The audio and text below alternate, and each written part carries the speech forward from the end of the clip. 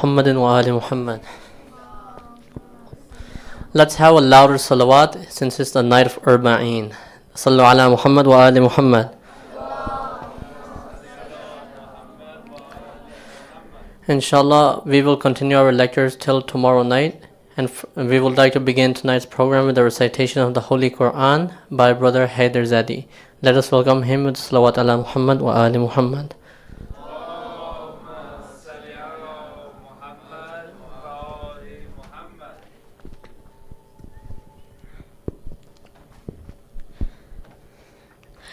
أعوذ بالله من الشيطان الرجيم. بسم الله الرحمن الرحيم. تبارك الذي بيده الملك وهو على كل شيء قدير. الذي خلق الموت والحياة ليبلوكم أيكم أحسن عملا وهو العزيز الغفور.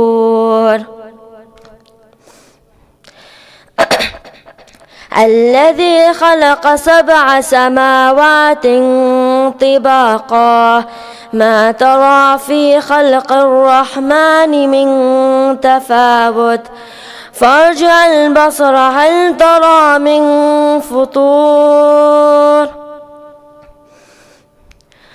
ثم ارجع البصر كرتين ينقلب إليك البصر خاسئا وهو حسير.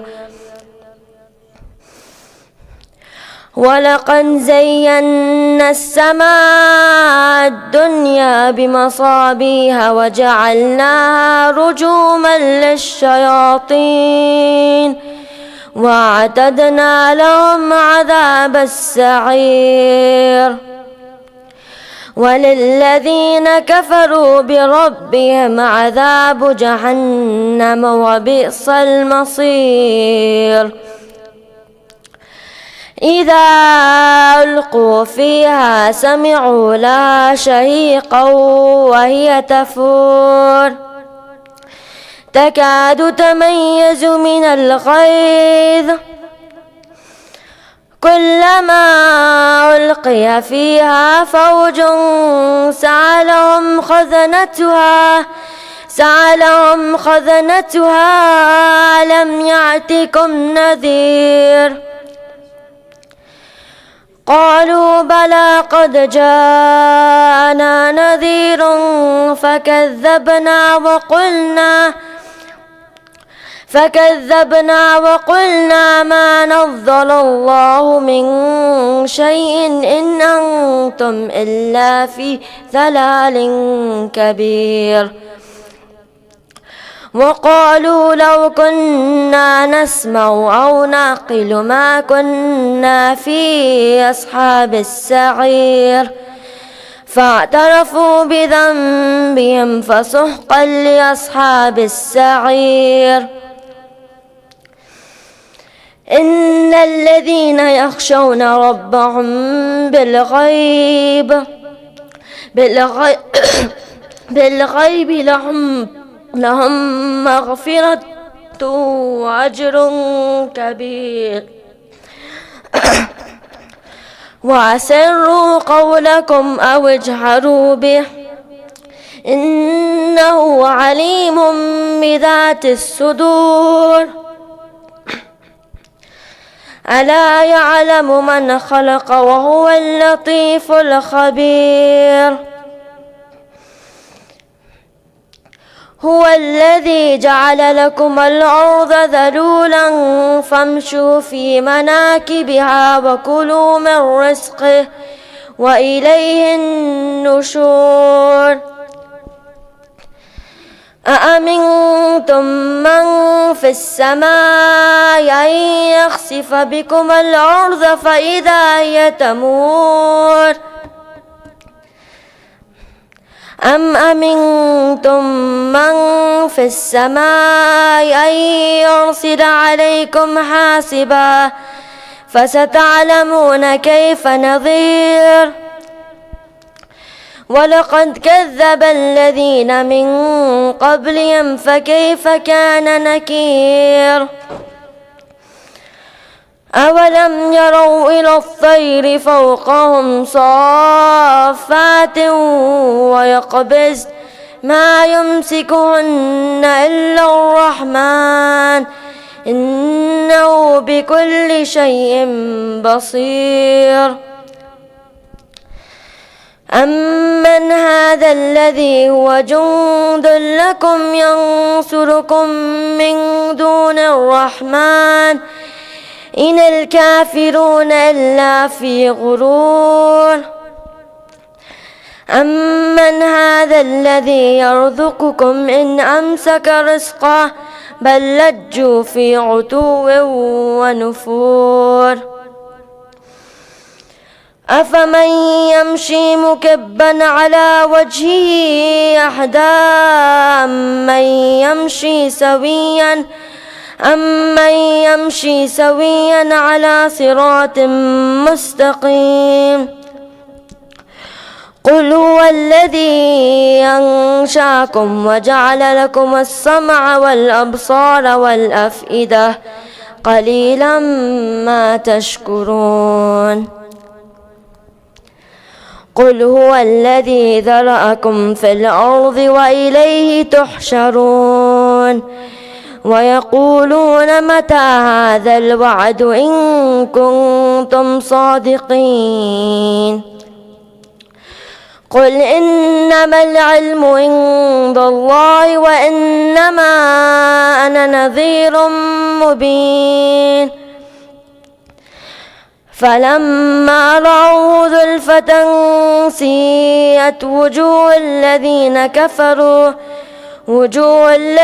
كفروا وقيل هذا الذي كنتم به تدعون قل أرأيتم إن أهلكني الله ومن معي أو رحمنا فمن يجير الكافرين من عذاب أليم قل هو الرحمن آمنا به وعليه توكلنا فستعلمون من هو في ضلال مبين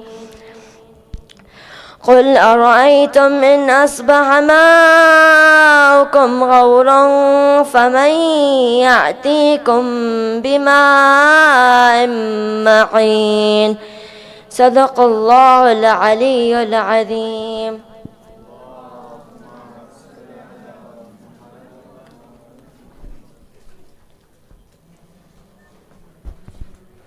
Thank you for that beautiful recitation. Let us have a loud salawat.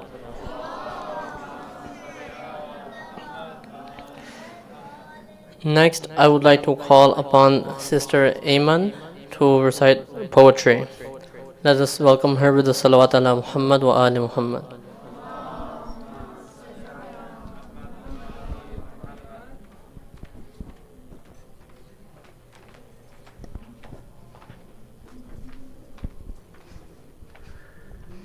Please recite a salawat.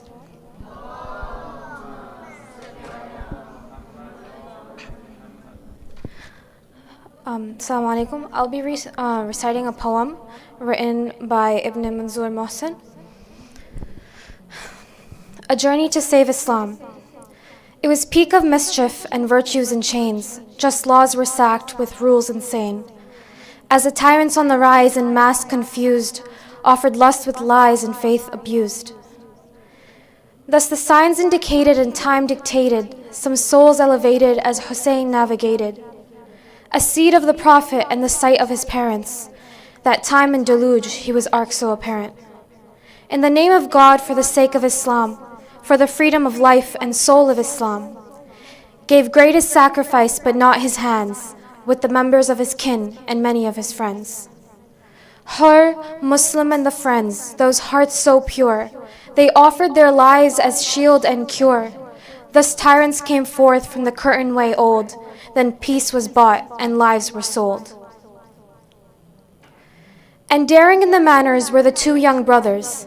In the boldness of their moves were the teachings of a mother. Shon'an and Muhammad with the valor known as Haydar, yet the children were slain, not the feelings of a mother. With a message from his father was Qasim bin Hassan.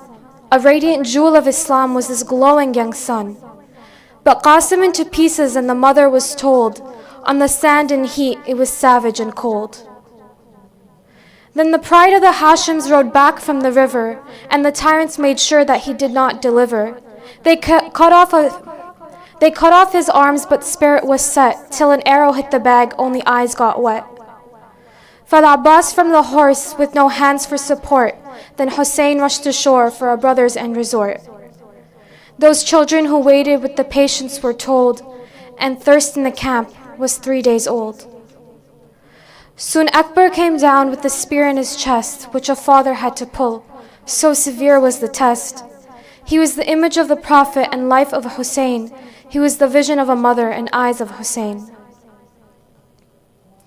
Now the leader was alone as he called for help. Then a baby fell down, a response from the crib. This thirsty, pure infant was a son of Imam, who acknowledged his father and the call of Imam. Then Hussein brought him for some water in the field, and showed them the baby's dried lips and appealed. But the 6-month-old got an arrow so thick that tore him over and tore his neck. Ali Asghar went to sleep with his father in no fear, with the cradle on fire and their heads on spear. And the mother's empty hands with the tear-dried eyes, who looked for the baby to sing lullabies. And a sister by the camp saw the horror of this trip as a knife tore the neck where the Prophet put his lips. Earth in grief roared heavens and mourned. Sand turned red when Hussein was torn. And a child full of tears with her tiny bleeding ears, bruises on her face and her thirst so severe. She ran for her father who laid beheaded, and cried for the uncle for help she needed. Sayyidah Zainab looked for her in the darkness of that night, did inquire every soul in the land of the plight.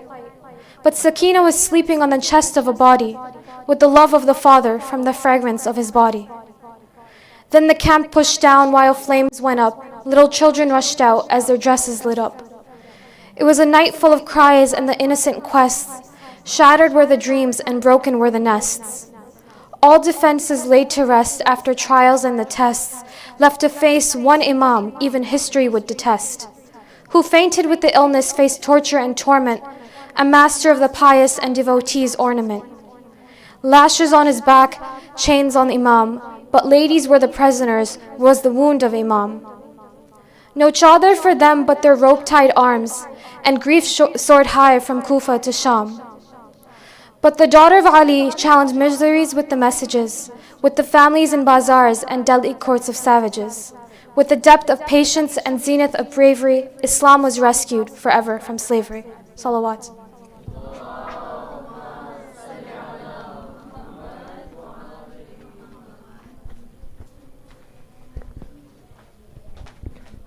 Thank you for that poem recitation. Before I call upon the Sayyid, I would like to request all of you to show your support by donating whatever you can so we can continue to have further programs like this. And inshallah, tomorrow daytime after Salatul Dhuhr, we're going to have a brief majlis commemorating the day of Arba'een. So those of you who can come, please come, and inshallah we will have a brief majlis after Salatul Dhuhr. And have the message spread out to your friends and family and those who can come. And next we will have Sayyid Abbas Razavian, and inshallah he will enlighten us with his words of wisdom. Let us welcome him with 3 loud salawat ala Muhammad wa ali Muhammad. Inshallah, we will also have a program tomorrow night, and it will be the final night for tomorrow night, inshallah. Let us have a loud salawat, please.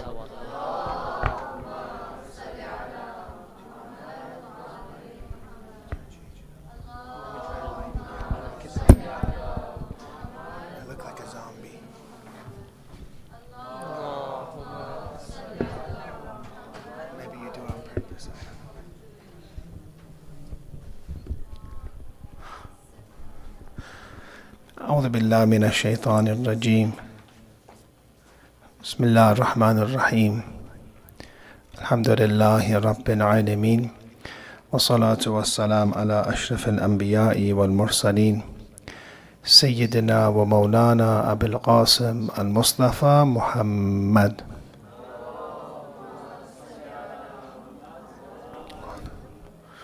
وعلى أهل بيت الطيبين الطاهرين ولعنة الله على أعدائهم إلى قيام يوم الدين. Assalamu alayka ya Abu Abdullah.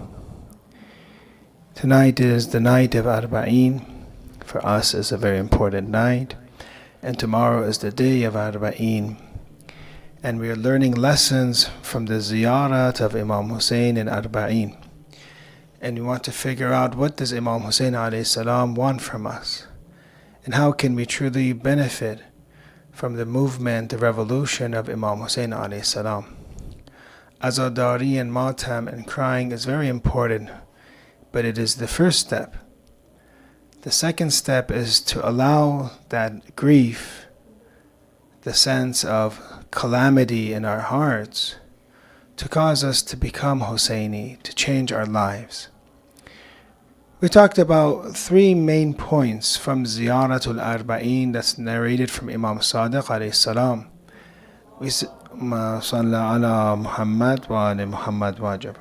The first point was that this ziyarat actually enlightens us and shows us, why did Imam Hussein alayhi salam revolt? And we gave two answers. One, we said that it was to save the servants from ignorance and the confusion of misguidance, that Hussein ibn Ali alayhi salam saw that the only way to wake up society, wake up the Muslims, was to have his blood be very innocently shed and spilled in the land of Karbala to save Islam, to wake people up. The second, we said, well, why else? Is there another reason? From what we know from the Ziyarat text, there's another reason that why Imam Hussein alayhi salam became shaheed, or why he went to the battle of Karbala in such a manner. And that is because he is the wali of God. He is the khalil of God. And once someone is the wali or habib or khalil, a friend of God, he gives everything he has for God and shows this to the entire world, that there's nothing that Imam Hussein had that he didn't give for God. That everything he had, or everything you could possibly think of, he gave. In that manner, we said that each musibat in Karbala can be a book. Each person that was shaheed can be an entire book for us. And that all of this happened very fast in the day of Ashura, in one day, that he lost so many family members, so many friends.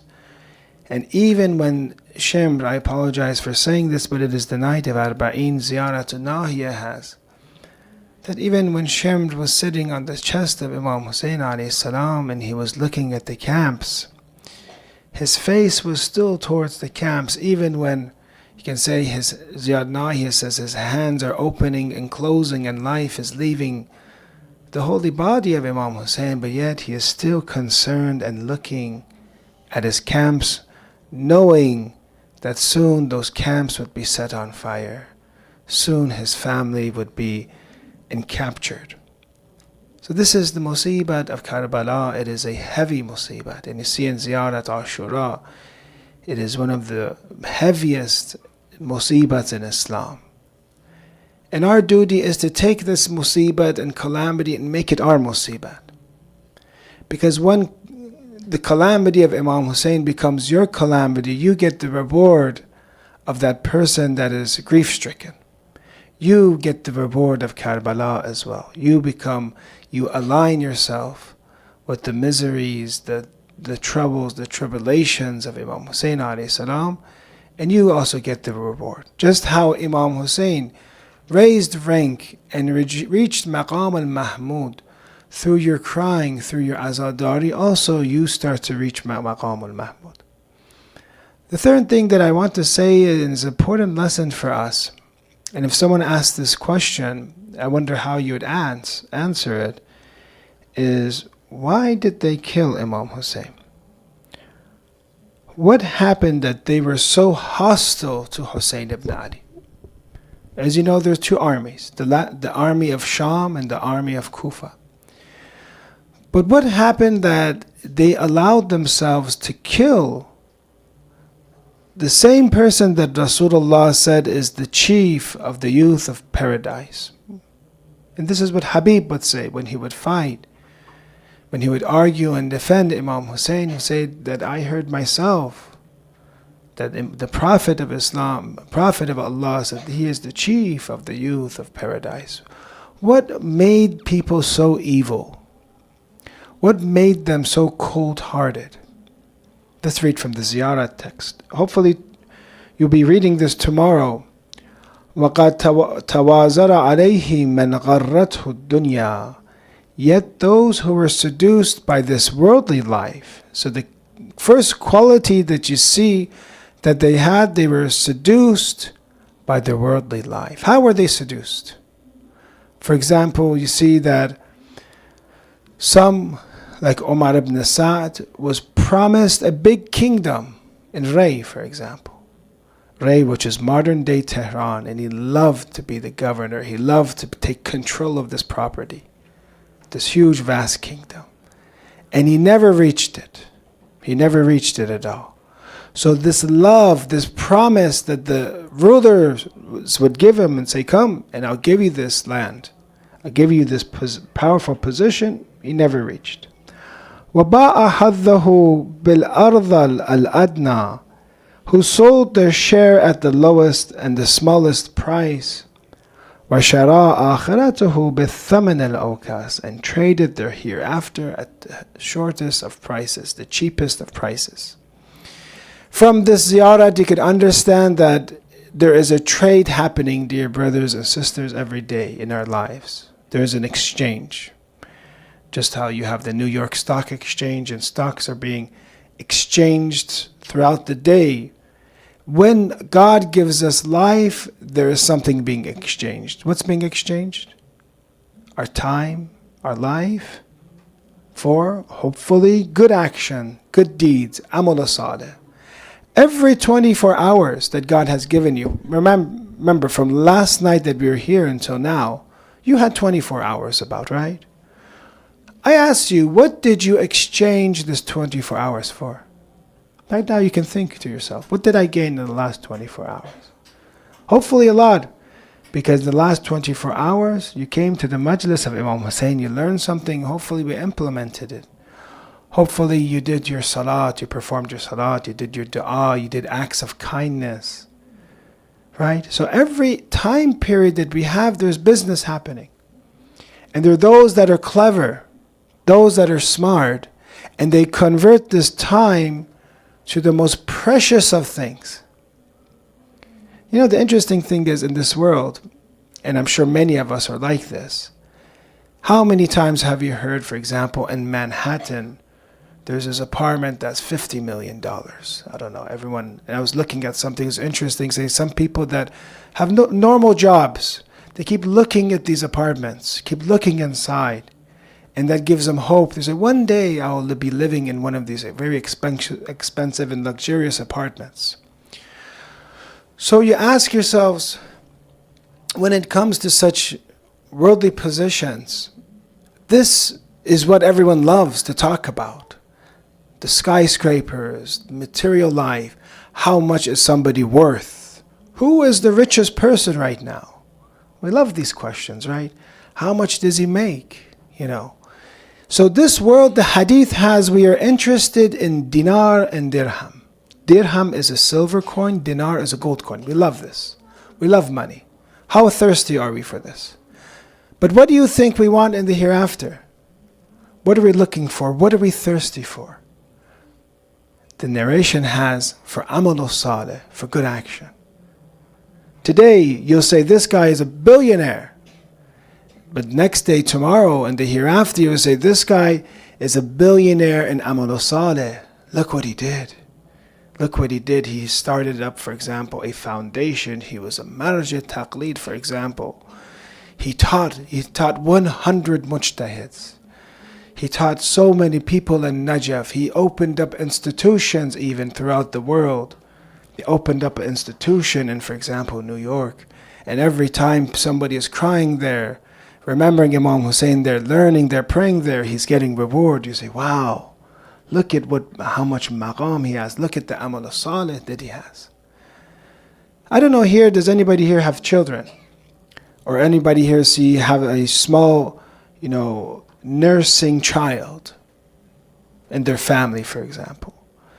What are they addicted to, these children, these babies that are just born? They're addicted to milk. They love milk. That's all they see is milk. You can put for them, for example, something that older kids like, Kit Kat, or Butterfingers, or whatever you like. Doesn't like it, wants milk. That's the best thing for them. You can put for them, the halal guys, what do they have, like cheeseburgers, hamburgers, whatever. They won't like it because their taste is used to that level that they are at. What happens when they grow up a little bit older? They like, for example, fast food, pizza. Kids love pizza. Their taste changes, hamburgers, cheeseburgers. When they get older, finally they go back, especially here, they're from the Desi culture or say Iranian culture or Iraqi or Lebanese culture, wherever they're from. Then they get older, they say, actually that food that my parents would eat was actually the best tasting. So you see a shift in dha'iqa, a taste. Our taste changes in this world according to that level we're at. When we're a child, it's milk, nursing. When we grow up, say, fast food. Then you grow up more healthy food, a little bit wholesome food. But the same taste changes in the hereafter, then now you don't like dirham and dinar anymore. You don't like gold and silver anymore in the hereafter. There you're thirsty and hungry for good action. And sometimes in this world when you're stuck and you say, I wish I only had $5 on me. I only wish I had $10. In the hereafter I say, I wish I just had one La ilaha illallah. I wish Allah would send me back to this world to have one act of kindness to one person. The examples I give, don't think that it's only acts of worship, it's only mafatihul janan that will save me. One of the mujtahideen in Maraja, they asked him, if you had 30 minutes to live, what would you do? If you have 30 minutes to live. And I ask you this, if you had 30 minutes to live, for example, what would be the best thing you would do? He said he was in Najaf, and he said, I would sit outside of my house and wait, because it is a place where people would cross, and would ask people, what help do they need? Can I help you? A mujtahid said this, that I would go outside of my house and help people the last 30 minutes of my life, because that's what Allah loves. So we're talking about this exchange that's happening. And that those that killed Imam Hussein alayhi salam, they had the opportunity, they had an exchange. As we said, when business happens, God gives us capital. And He says to take this capital to the market. And some people, they go to the market, they don't buy anything, someone steals their money in their wallet and it's all gone, they come back with nothing. It's terrible, but is that the worst thing? No.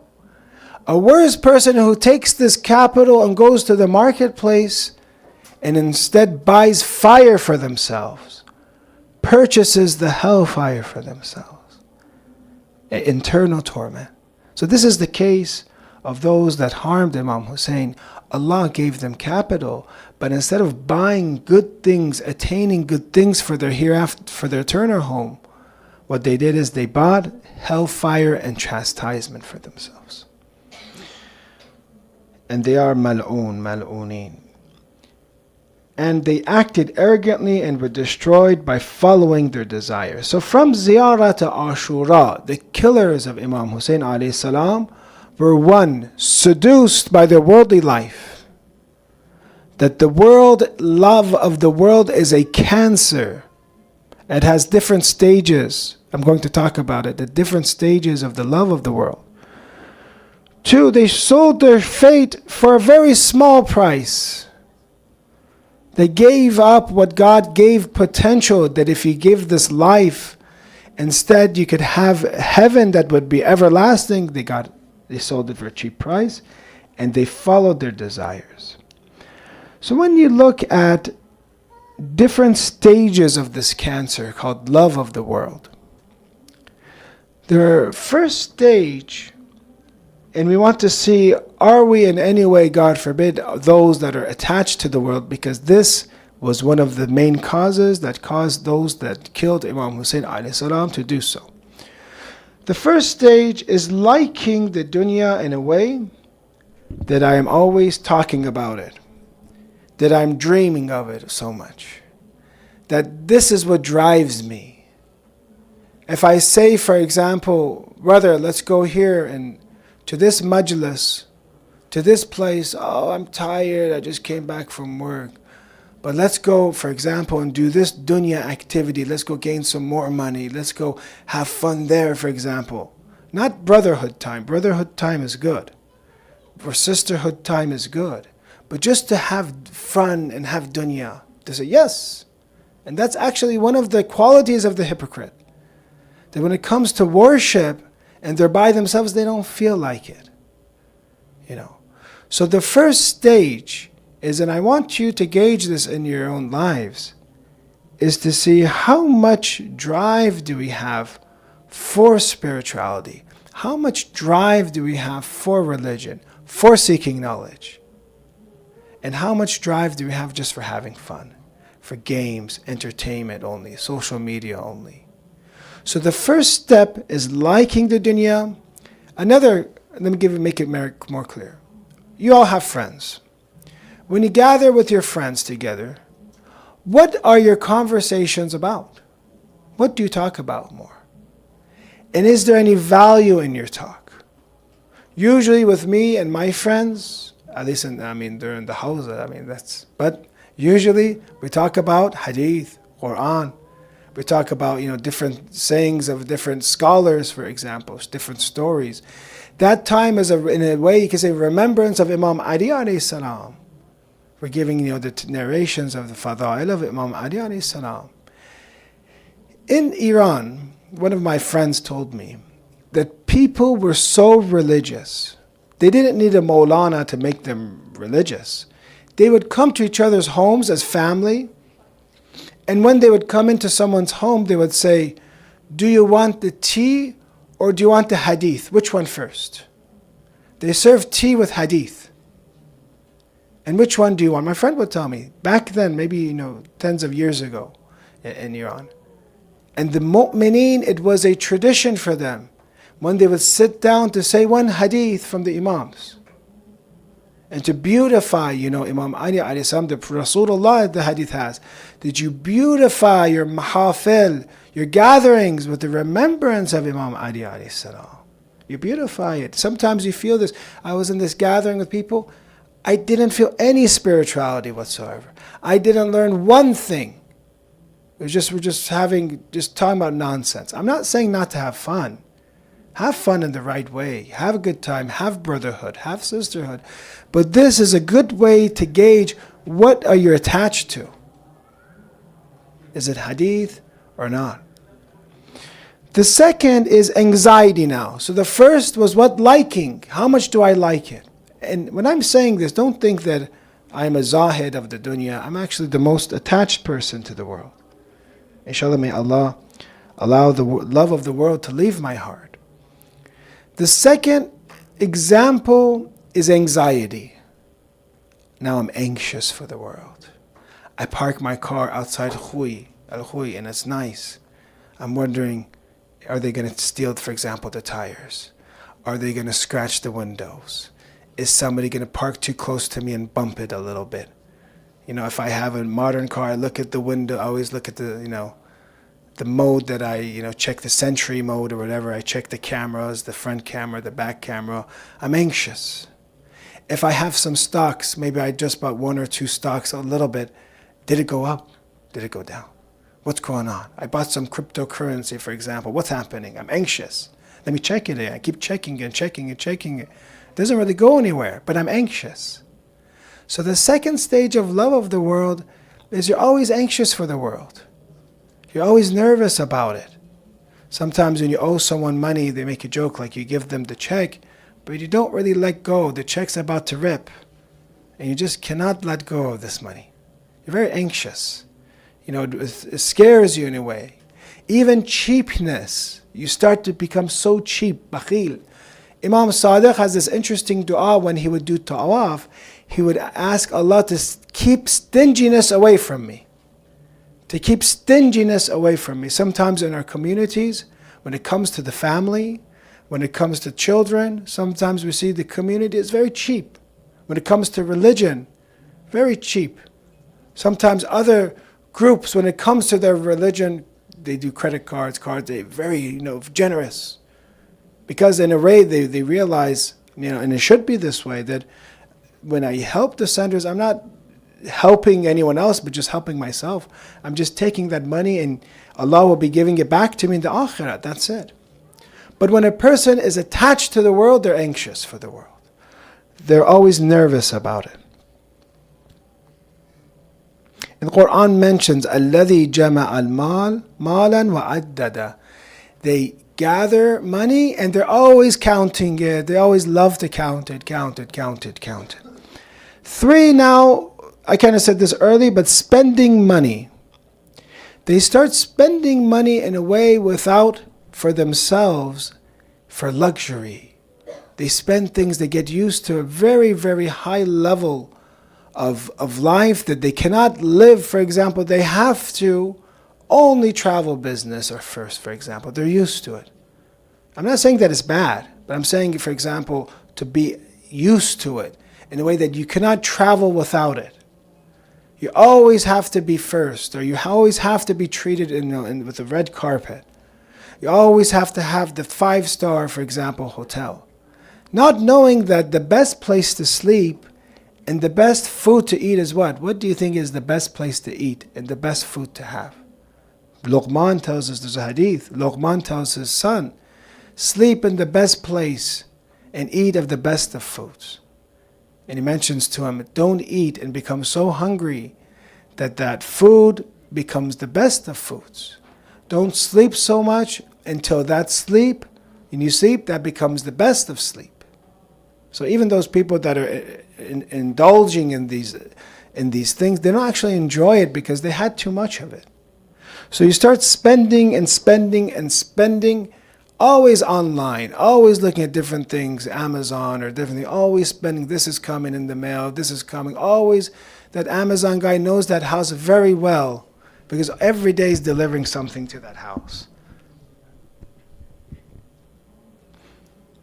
The fourth is, and this is the fourth and fifth stage, because of the material world, they're afraid to defend the truth. Because of their life, they're so attached to this world. They love this world so much that when it comes to al-haq, and they know that something is true, they know that something is a sin, they're afraid to do it. They can't do it anymore. And they give in. So this, now we're talking about the very dangerous levels of love of the dunya, is that they cannot defend the truth anymore. There are places and courage that we need to have. If you look at the life of Sayyidah Zainab alayhi salam, my question, why, how did she have so much courage in the palace of Yazid? Yazid was very powerful. The Muslim empire at that time was probably the most powerful empire at that time, probably. Making him probably the most powerful ruler at the time. And when she spoke, do you think it was just him and Yazid? No, his army was there, his generals were there, different politicians were there. Many times if they tell us to go meet the president, to go meet the leader of a country with all these men, we would shake. Our legs would shake. But how was she so courageous? Because she had nothing to lose. Because she wasn't attached to the world. Because she had zuhd of the world. When you have zuhd of the world and you're disdain and disattached, you use of the world when it's there, but I'm not afraid of losing it. Then you become the most powerful of people. That is why they say Sayyidah Zainab was not an asir, was not a captive in Sham. She was an amir. She was a commander in Sham because of her zuhd. How can you harm someone that is not afraid to lose anything anymore? They become invincible. They become powerful. So the opposite is when you're attached and you love the world, easily somebody can threaten you with, you doing this? No, I'm going to lower your paycheck. Or for example, I'm going to fire you. Or I'm going to do this to you. I'm going to harm you. Or you're always afraid I might lose my job. This might happen to me. And you cannot speak the truth anymore. Or socially, they might not like me. I might not have followers.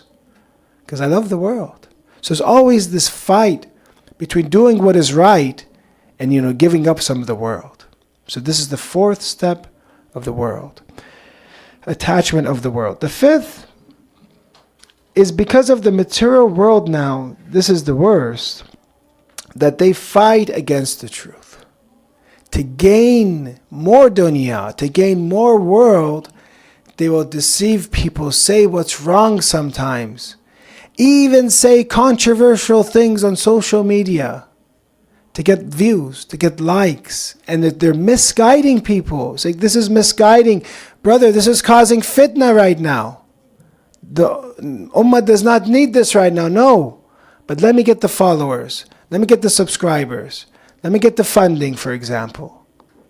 So the last is that because of the world, you're actually fighting against the truth.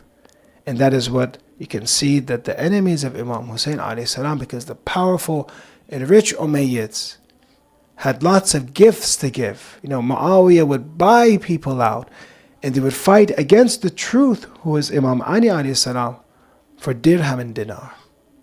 So if we don't pay attention to these 5 stages, and you can say this is a type of cancer that has 5 stages, God forbid, and you let the nafs go, let the desires go, this can get worse and worse and worse, and it could lead us to utter destruction. I know that we're young, but we have to think of these things as we're growing up. I want to give a very important note here. Does this mean I don't do good at school? Does this mean I don't do good at work? Does it mean from now after this speech, I want everyone to drop out of school and just not to go to work from now on? No, it doesn't mean that. You should actually, a person that doesn't go to work, that is actually dunya. A person that is lazy and doesn't want to strive for their family, that is dunya, that is nafs, that is lower desires. But that person that wakes up at 5 in the morning and goes to work, that is actual akhirah, this is hadith. That's the hereafter, because they're doing it with the intention is important. One person's doing it just to gain it and count it and have it and gather it. And as you see in some of the cartoons, to swim in this money pin, for example, because they like swimming in it.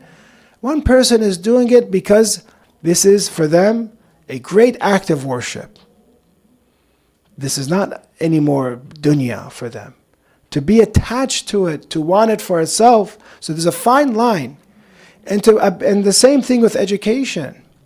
Do you think the Imam of the age wants ignorant people or powerful people? Do you think the Imam of the age wants skilled people? If you want the Imam of the age to come back, we have to have the Shia, followers of Ahlul Bayt, control the economy, control education, control different areas to assist the Imam.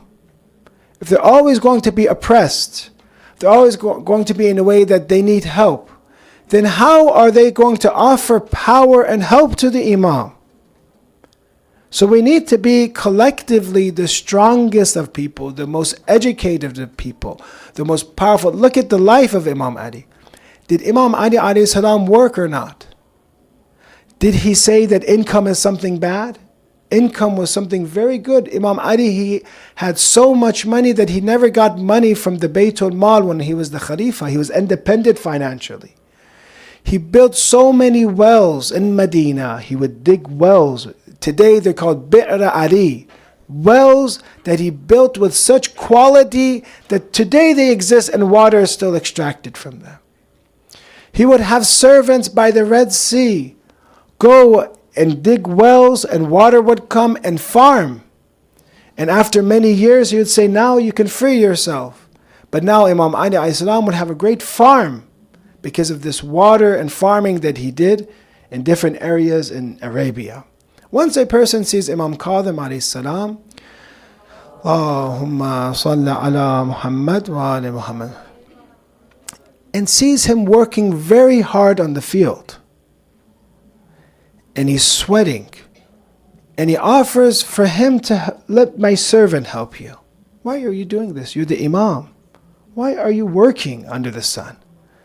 He says, no, let me help you myself. Maybe you don't want my servant to help you.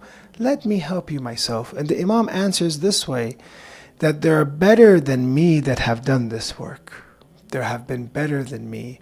Rasulullah and Imam Ali alayhi salam, they would work as well. So to work in this way, to sweat and to have a hard job, but to do it for God. And how do you know if it's for God? That you feel spiritual. You feel spiritual at work. When it's time to pray, you feel like it's time to pray. You want to pray. Your entire life is around prayer. Your entire work is for God. You come, you remember God. You come back from work, it is for God. From school, the same way. And you work for the Imam. You say, Imam Zaman, I want to become educated, so my skill, I want to learn something to help you. I want to give financial independence, for the Muslim society. So I will work hard to help out our community. That's good. But what I'm talking about tonight is attachment to the world. What I'm talking about is that liking, that anxiety, not defending the truth, fighting against the truth because of this attachment. Everything goes back to this attachment. I want to end with a solution. And the solution that I'll give, I'll make it short. I'll try to make it short. You're listening well, so I usually, when people listen well, I give them a gift, and that is a shorter speech. And when they keep talking, I, in a way, torture them as when I give something back to them, give them a long speech. So you're listening well, so alhamdulillah, I'll give you a nice gift. When you look at three basic desires of man has three basic desires. Man has the desire and will to live forever. That is the first, immortality. Basic natural need of man. He loves to live forever. He hates to die. Okay? These are things that are in the world, if you look, that people have.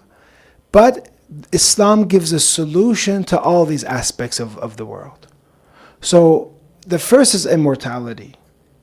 The second is love for completion. And the third is love of pleasure. These three things. This is from one of our scholars that was a philosopher that passed away. He said that man has these three basic needs.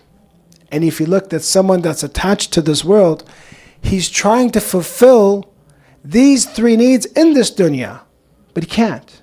This world it's too limited to fulfill these three needs. One is the love of immortality. They always want to, and this isn't necessarily always bad, but their intention is bad. They always trying to outsmart the angel of death.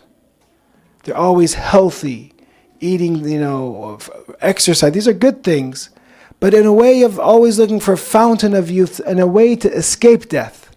They don't want to die. They want to do something that they'll always live forever. Again, another note, exercise, live have healthy. That will help you with your quality of life. But the way that those that are attached to the world, they don't want to ever die. Quran mentions about them that, let's give a salawat ala Muhammad wa ali Muhammad.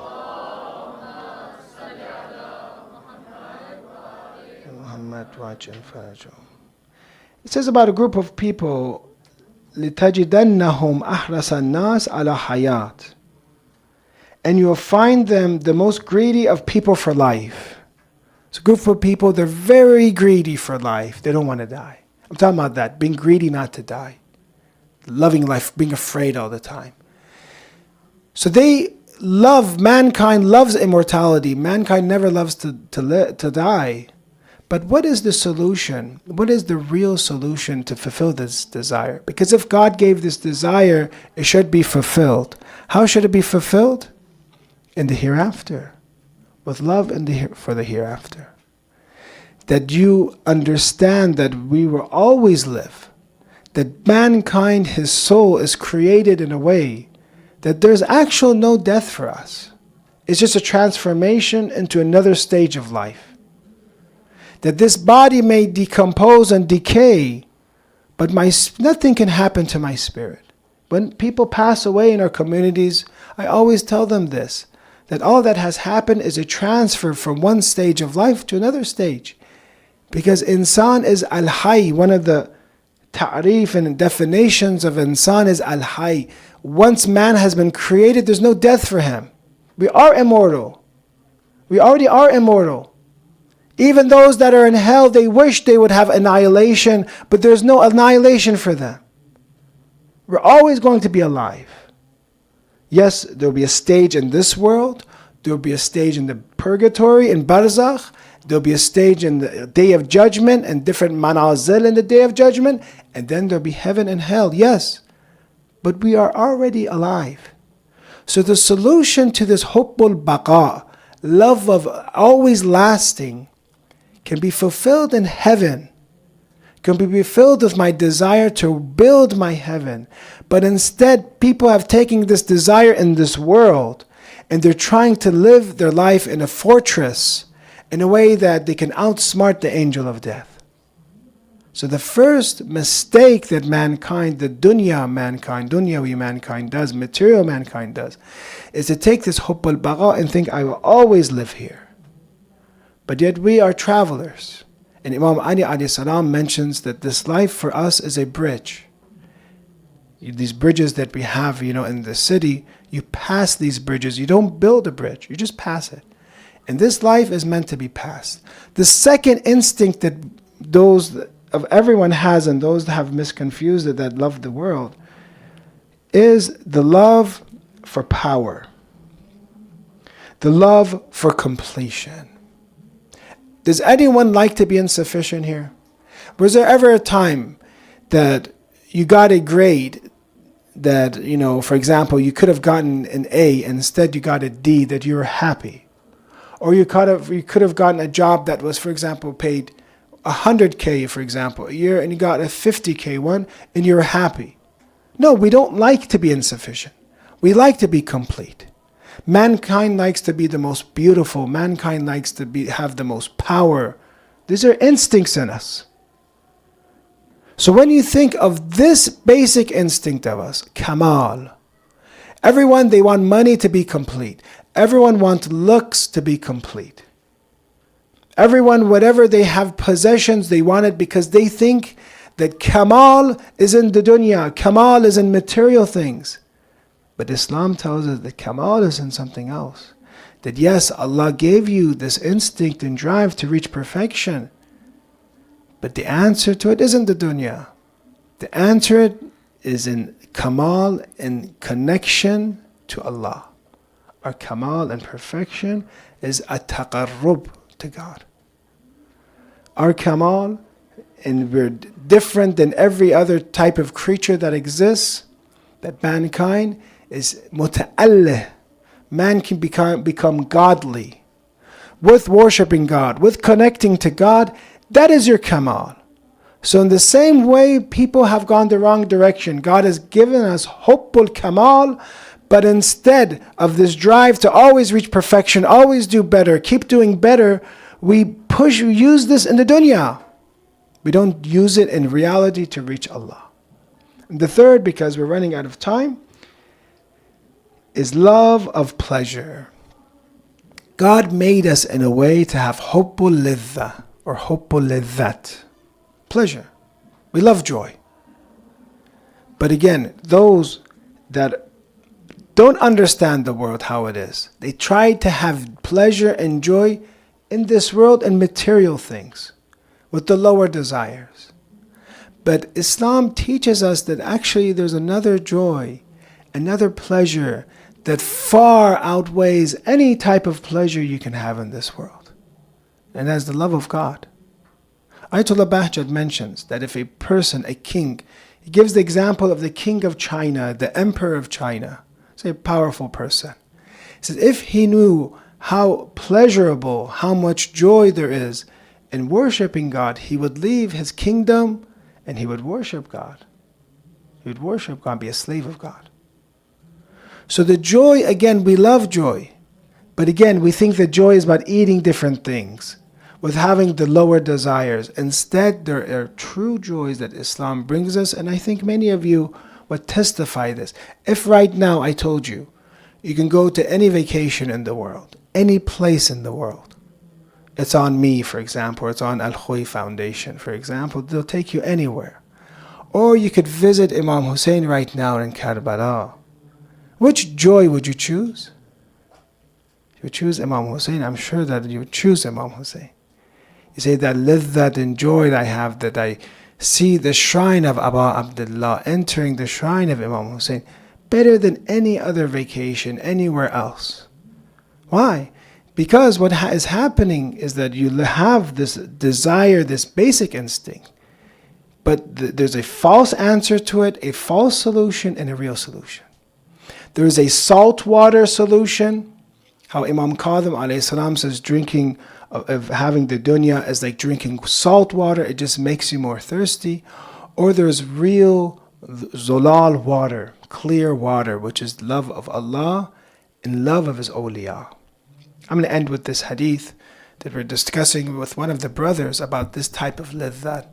So the third way for us, solution for us, I know it might be a little academic tonight, I apologize. The third solution for us is to realize that the joy that God has given us is a good joy, but do not fulfill it with just material joy, with just lower desires joy. That the joy that we're meant to have is the liddat of munajat, of speaking to God, of ziyarat of Imam Hussein, crying for Imam Hussein, crying for Allah. This is more preferable than anything for us. There's a narration, it's in Kamil al-Ziyarat of Ibn Qulaway, that in the day of judgment, people will be sitting, a group of people will be sitting next to Imam Hussein alayhi salam. And the tradition has their Huddath al-Hussein. They're speaking to him. Just going to read the end of the narration. And it says for them, for example, Udkhulul Jannah.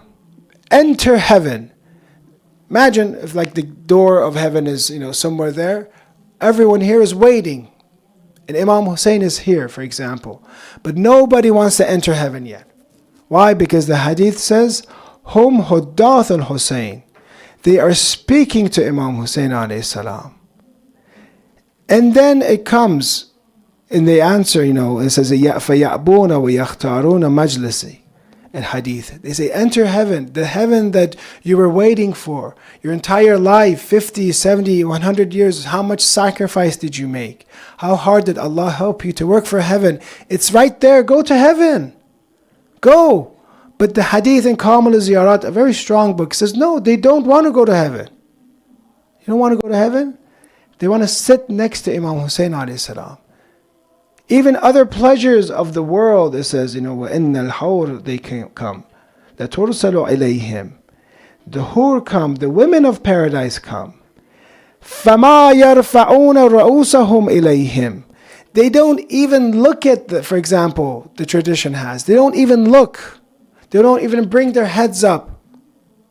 What they prefer is the majlis of Imam Hussein, sitting with Imam Hussein, speaking in conversation, because for them Imam Hussein is heaven.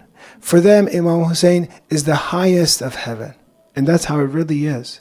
That joy that Imam Hussein, that we as followers of Ahlul Bayt have with this love, with this mawadda in love, is indescribable. And you see Arba'een is this, that instead of this joy of 5-star hotels, of travel, of all these things, these 20 million people or these millions of people are coming to experience the best experience of their life and the funnest and most enjoyable, most memorable experiences they have, which is the ziyarat of Imam Hussein alayhi salam. So these three things is the solution. So we understand that from this, to summarize, we have three basic drives. Love for immortality, we resolve it with working for the hereafter. love of completion. The true solution is to have qurba with Allah, taqarrub, and connection to God and closeness to God.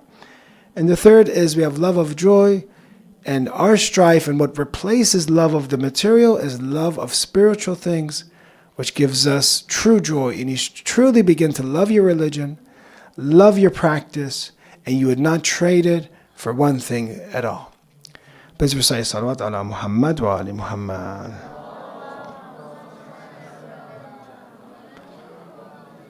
We can dim the lights and remember Imam Hussein in the Arba'een of Imam Hussein, the night of Arba'een. Sallallahu alayka ya Aba Abdullah. Allama Amini, great scholar, says something interesting, something they quote from him. And they say, he says that in Karbala, all five of the cloak, all five ma'asumeen, the Prophet, Imam Ali, Lady Fatima, Imam Hassan, and Imam Hussein, alayhimus salam, all of them were in Karbala. But how were they in Karbala? It says that Rasulullah was in Karbala, how? By Ali Akbar. He was Ali Akbar. Ali Akbar was the reminder of Rasulullah, was the reminder of the Prophet of Allah. Ashbahu nas khalqan wa khulqan wa mantiqan. He was so similar that some thought on the day of Karbala that it was actually the Prophet of Allah that was in the battlefield. He spoke like Rasulullah. His khulq, his disposition was like Rasulullah. Imam Ali alayhi salam, he says, was also in Karbala. By who? Who most resembles Imam Ali in Karbala? He says Hazrat Abbas. Hazrat Abbas was in a way the reminder of Imam Ali in Karbala. His power, his courage, the standard bearer, the flag bearer of Imam Hussein alayhi salam. The one who cared about the orphans, the one who thought about the thirst of the children of Imam Hussein when he went to the Furat, when he went to the Euphrates.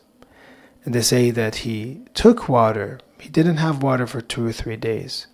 He took the water, but then he thought of the atash of Imam Hussein and his family, and he poured that water back for himself and instead filled the flask to take water for them.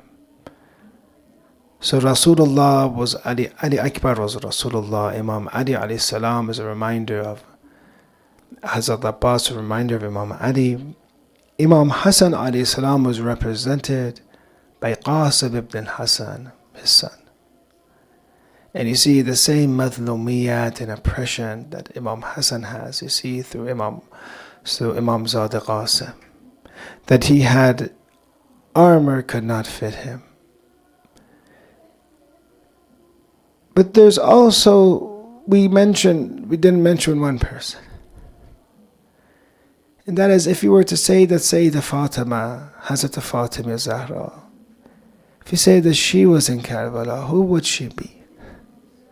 Who is the most similar to Fatima to Zahra? Who reminds you of her the most? Which daughter did she have that she upbrought so well that it was as if a Siddiqa Thaniya, another Siddiqa came? That was Lady Zainab, with her chador, with her abaya, with her modesty. The way she helped these children, the way she came and helped Imam Hussein alayhi salam, was as if Imam Hussein's mother came to help him. Sayyidah Zainab, when we talk about Arba'een, you cannot miss about talking about Sayyidah Zainab. At this time, they say, after all the bodies were beheaded and the enemies of God brought horses and trampled the horses over these bodies, it is now time for Ahlul Bayt to come and do ziyarat of these bodies. These bodies that the tribe that came could not distinguish who they were. When we go to a funeral and we want to see the body, and you want to do salat for that body. We go through people saying tasliyat, condolences.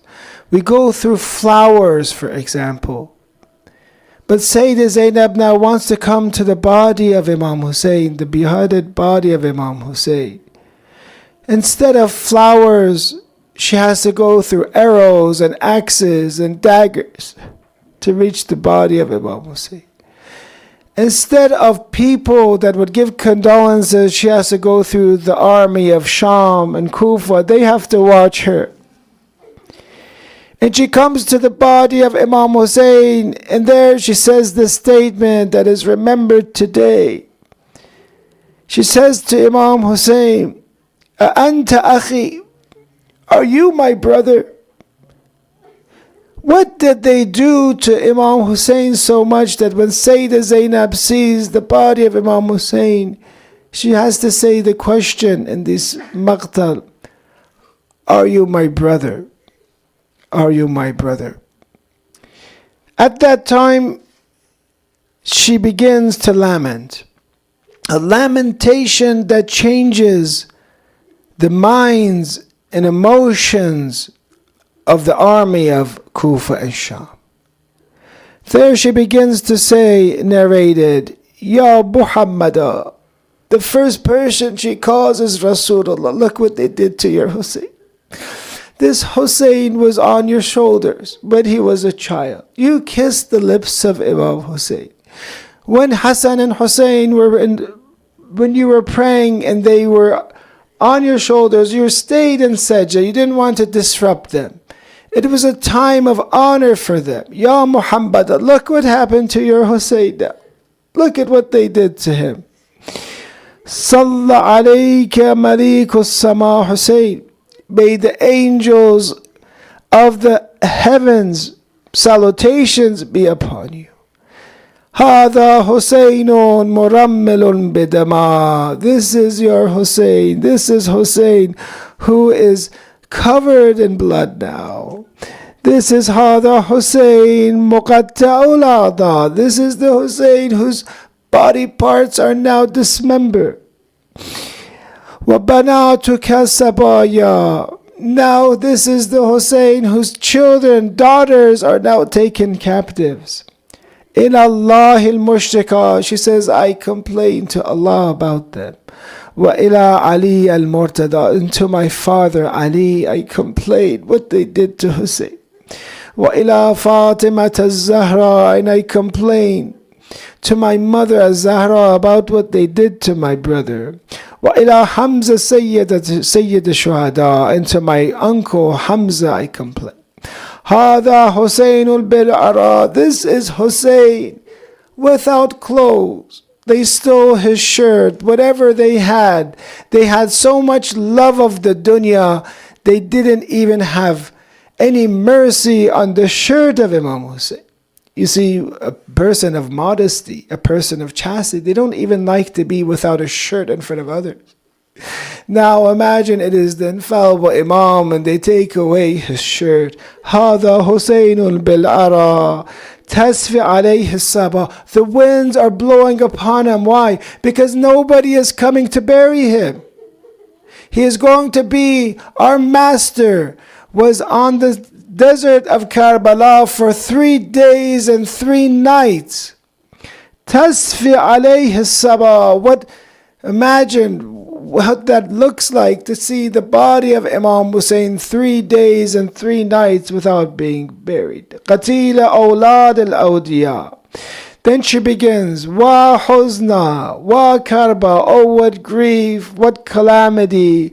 Al-yawm mata jaddi Rasulullah. Today, my father Rasulullah, my grandfather Rasulullah has died. And as they have in Ziyad Nahya at this time, when Imam Hussein was martyred, the angels come in Ziyarah to Nahya. They come to give the bad news to Rasulullah and the other alam, the other world. The angels come together and they tell and inform that Rasulullah, your Hussein, has been martyred. There in Ziyad Nahia mentions that the heart of Rasulullah cried. Not that Rasulullah cried, not that his eyes cried. Here the Ziyad Nahia mentions the heart of Rasulullah cries. Sallallahu alayka ya Aba Abdullah, inna lillah wa inna ilayhi raji'un. Keep us in your dua, inshallah. May Allah give shafa. I had good news that somebody that was in ICU, we've been doing dua for. Alhamdulillah, the doctor said that they're fully recovered. Alhamdulillah. Keep us all in your du'as, inshallah. And ask for the Imam Zaman's faraj, inshallah, with his salawat ala Muhammad wa ali Muhammad.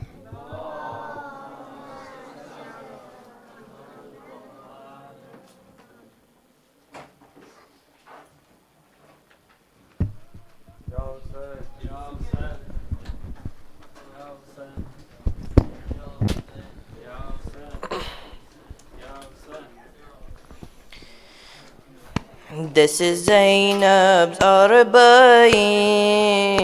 This is Zainab's Arba'in. This is Zainab's Arba'in. This is Zainab's Arba'in. Salam ya Zainab, salam ya Zainab. This is Zainab's Arba'in. This is Zainab's Arba'in. Zainab smells the familiar dust as the orphans cling to her. They ask, Auntie, where we have reached. This faint peel so familiar.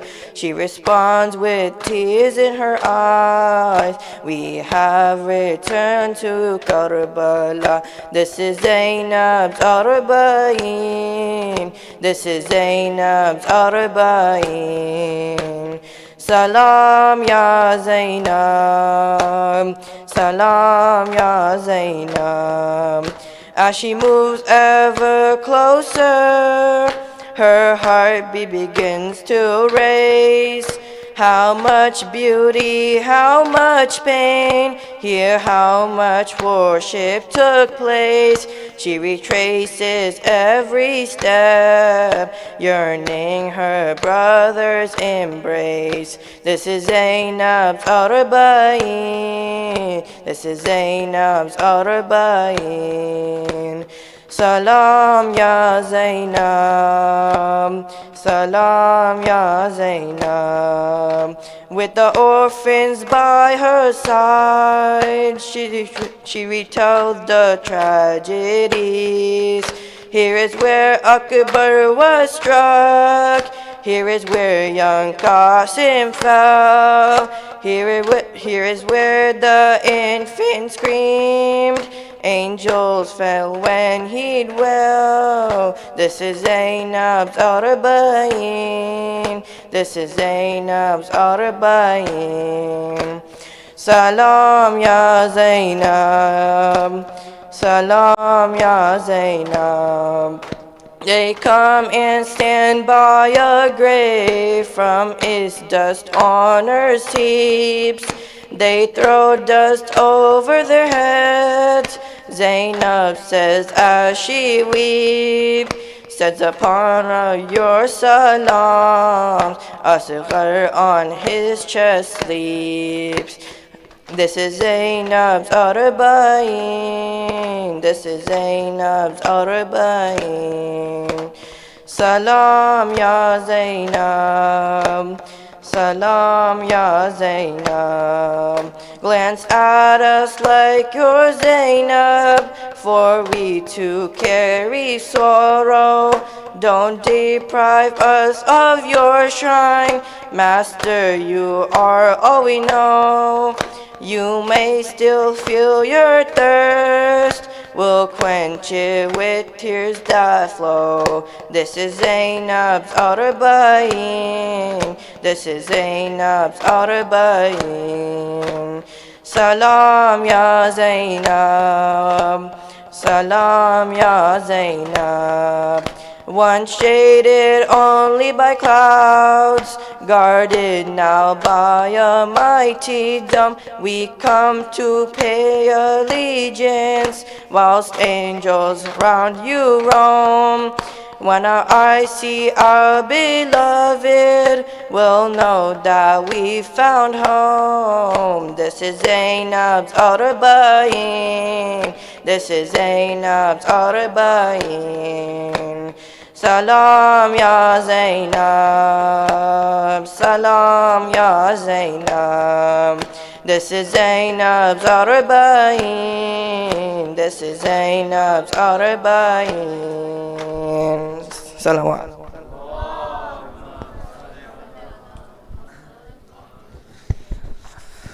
From Karbala, Karbala, Karbala to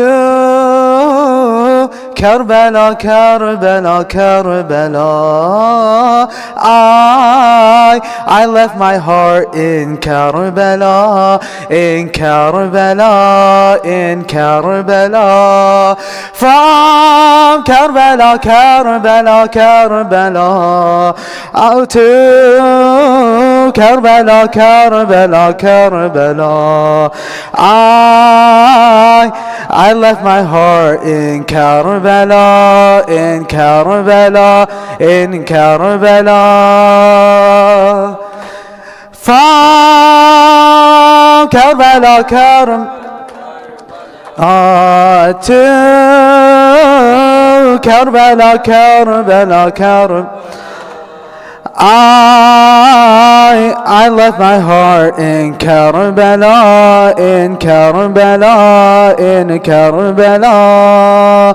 The luminous moon lighting the way, the rising sun that brightens the day. Heaven without you would be in flames. You are the heaven in Karbala, in Karbala, in Karbala.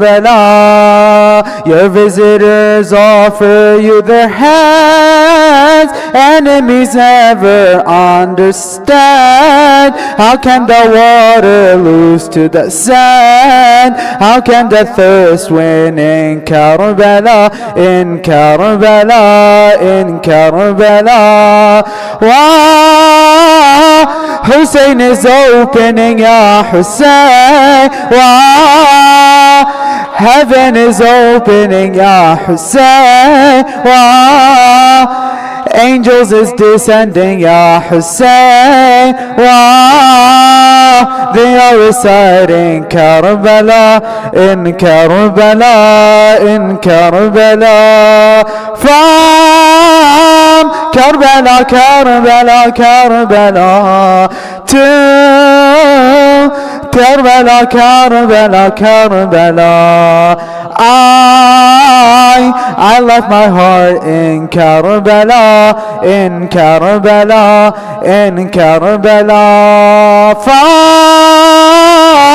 Karbala, Karbala to Karbala, Karbala, Karbala.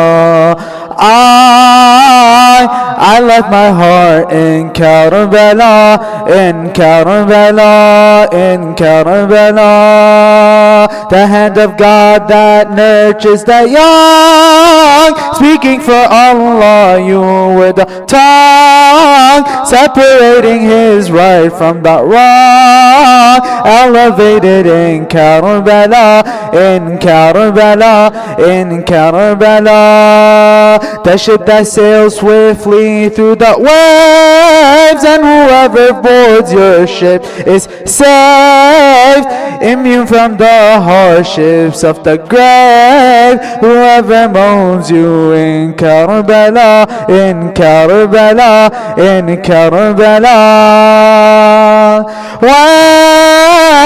When will we meet you again when, Ya Hussein? When under your dorm will I grieve again? From Najaf I walk into Karbala, in Karbala, in Karbala. From Karbala, Karbala, Karbala to Karbala, Karbala, Karbala. I left my heart in Karbala, in Karbala, in Karbala. Salawat ala Muhammad wa ali Muhammad.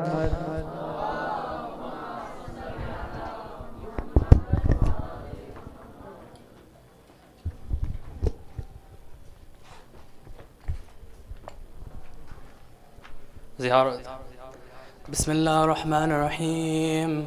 السلام عليك يا رسول الله، السلام عليك يا نبي الله، السلام عليك يا أمير المؤمنين يا علي بن أبي طالب، السلام عليك يا خديجة الكبرى وأم المؤمنين، السلام عليك يا فاطمة الزهراء سيدة النساء العالمين، السلام عليك يا حسن بن علي المجتبى، السلام عليك يا أبا عبد الله، يا حسين يا حسين يا حسين بن علي الشهيد بكربلاء، السلام عليك يا علي بن الحسين زين العابدين، السلام عليك يا محمد بن علي الباقر، السلام عليك يا جعفر بن محمد الصادق، السلام عليك يا موسى بن جعفر القادم، السلام عليك يا علي بن موسى الرضا، السلام عليك يا محمد بن علي الجواد، السلام عليك يا علي بن محمد الهادي، السلام عليك يا حسن بن علي العسكري، السلام عليك يا حجة بن الحسن يا صاحب العصر والزمان، السلام عليك يا خليفة الرحمن، السلام عليك يا شريك القرآن، السلام عليك يا خابة الإمام، يا إمام وإمام الإنس والجان، عجل على ظهورك، عجل على ظهورك، عجل على ظهورك، يا ابن الحسن يا ابن الحسن، عجل على ظهورك، عجل على ظهورك. السلام عليكم وجميعا ورحمة الله وبركاته. صلوات.